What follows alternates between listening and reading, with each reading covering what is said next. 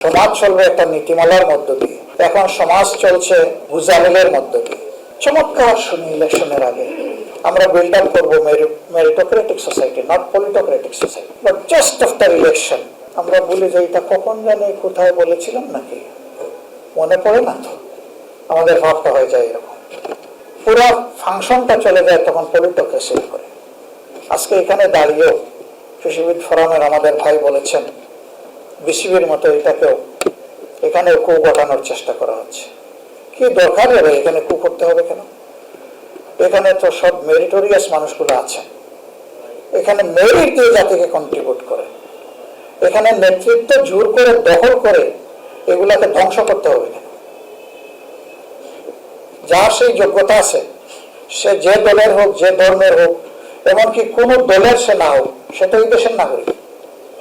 তার মেরিটকে কনসিডারেশনে উপযুক্ত লোকটাকে উপযুক্ত জায়গায় বসাই দিই, এতে দেশেরও লাভ, সরকারের তো লাভ। একটা সরকার যদি সাকসেসফুল হতে চায় তাহলে সব জায়গায় অ্যাপ্রোপ্রিয়েট মেনিং করতে হবে, যে মানুষটাকে যেখানে খাটে তাকে ওখানেই দিতে হবে।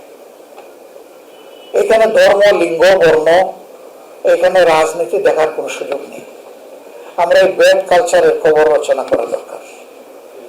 এটার খবর যেদিন রচনা হবে ইনশাআল্লাহ বাংলাদেশ স্বাধীন বাংলাদেশ হবে। এর আগে বাংলাদেশ স্বাধীনতার সুফল লাভ করতে পারবে ইম্পসিবল।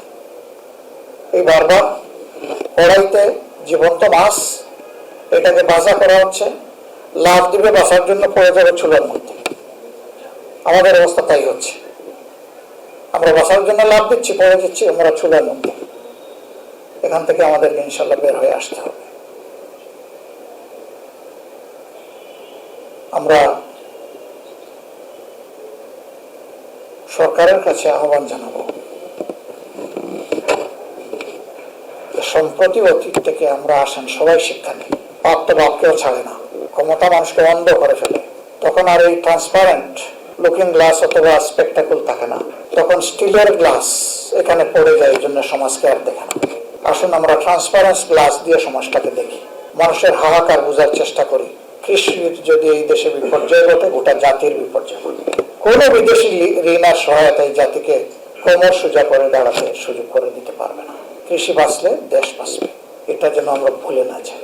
সমাজের যার যেখানে যতটুকু গুরুত্ব পাওয়া উচিত তাকে ততটুকুই দিতে হবে। কৃষি আমাদের প্রধান, কৃষি আমাদের দ্বিতীয়, কৃষি আমাদের তৃতীয়, এরপরে অন্য